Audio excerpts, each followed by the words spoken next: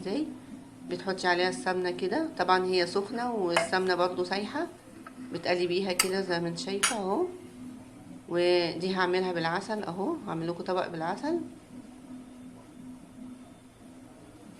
هي بتتعمل صنفين، يعني ممكن تاكليها بالعسل الاسود وممكن تاكليها بالسكر واللبن.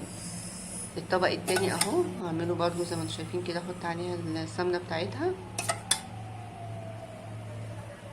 واقلبها، وبعدين معلقة سكر. هحط بقى عليها اللبن اهو، بسم الله.